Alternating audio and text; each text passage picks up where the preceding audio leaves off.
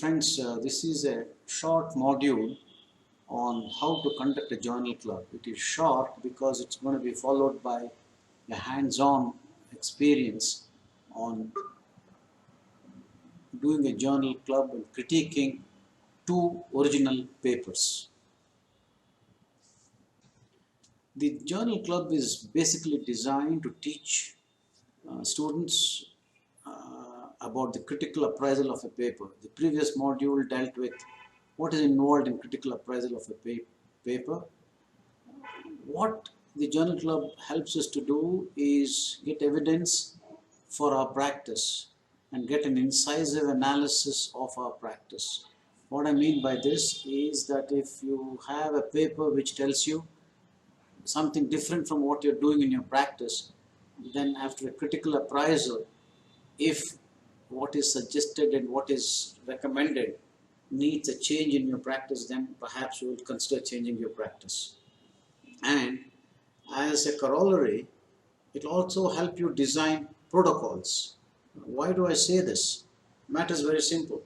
If you have a given protocol that is published and you critically apprise it, and if you find some deficiencies in the protocol, then the next time you design a study, you make sure that the same deficiencies do not occur again. So a journal club is basically a very important part of postgraduate training, and it should always be a part of the continuing education of all surgeons. It is a group activity. It's because when more minds work on a given issue, you'll find that all of us together learn a lot more than what we would have done had we analyzed the paper individually. It's a part of a conventional teaching tool. And as far as the postgraduate training is concerned, every journal club will have the presenter who is a postgraduate and a moderator who is a faculty who is experienced in doing journal clubs. Now, the job of the moderator is to supervise the presenter, perhaps helps him choose the article as well, because a novice may not find the best article for critiquing.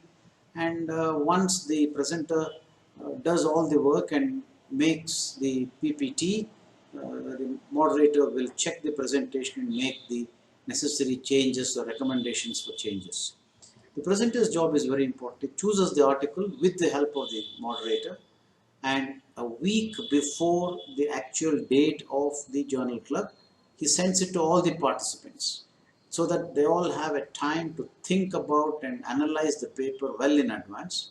He himself does a critical appraisal of the article and undertakes collateral reading. By this I mean that he looks at other papers which have dealt with similar subjects and finds out what is said in that and whether those things match what is the outcome of this paper that is being read at the journal club, and makes a comparative statement. And then with that information, he makes the presentation.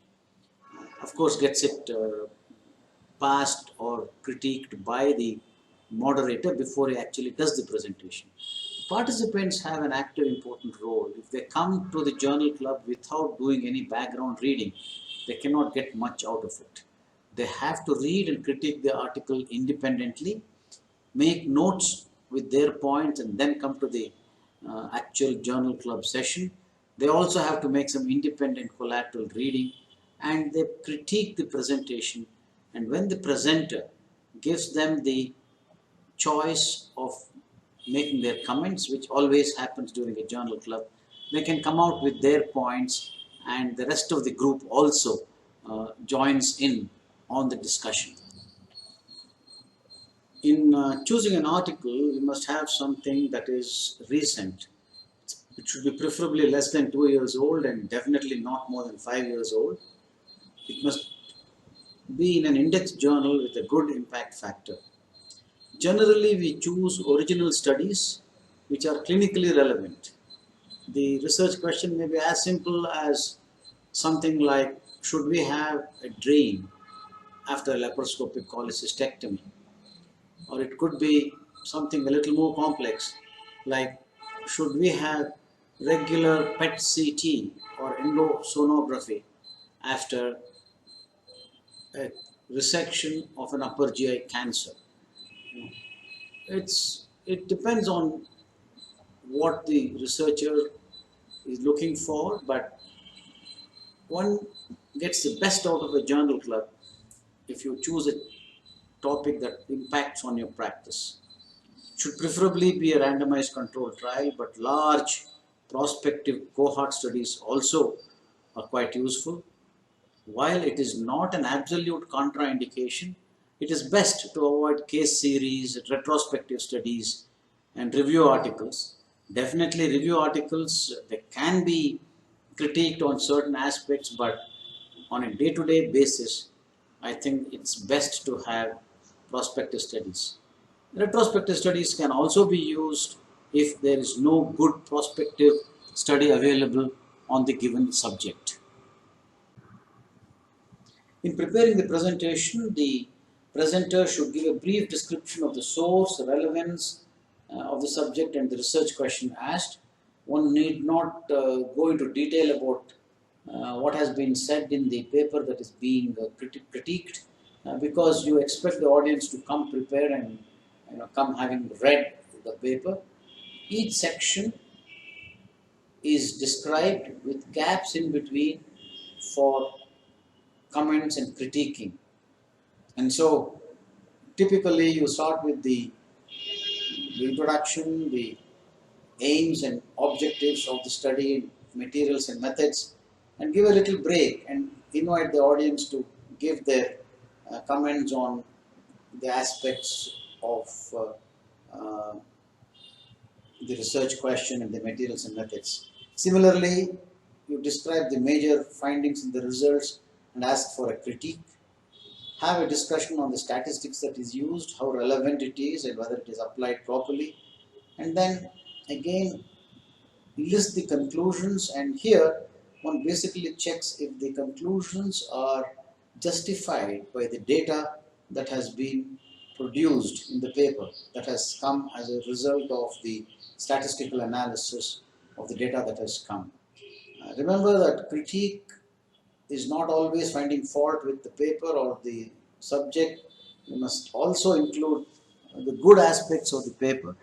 And of course, if there are some things that are wanting, we can always talk about it, basically as a learning exercise. Of course, it's good to touch upon conflicts of interest of the authors if they were in some way biased because of funding or shares in a company or things like that. Also look at the ethical aspects, whether the patients had a fair deal in the whole process or not.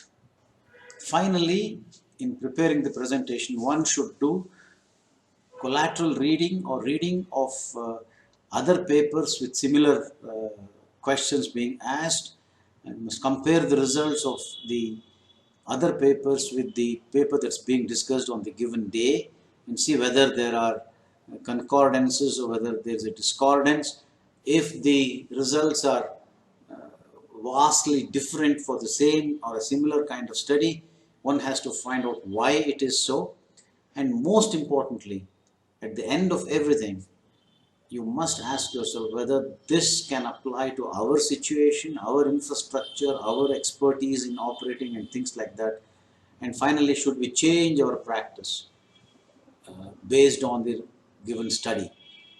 Because that, after all, is the final goal of doing any reading on any aspect of surgery, because you are questioning your practice and trying to improve yourself on a daily basis. I hope you got a hang of what the principles are. Now let us move on to the hands-on of critiquing two papers. Thank you very much.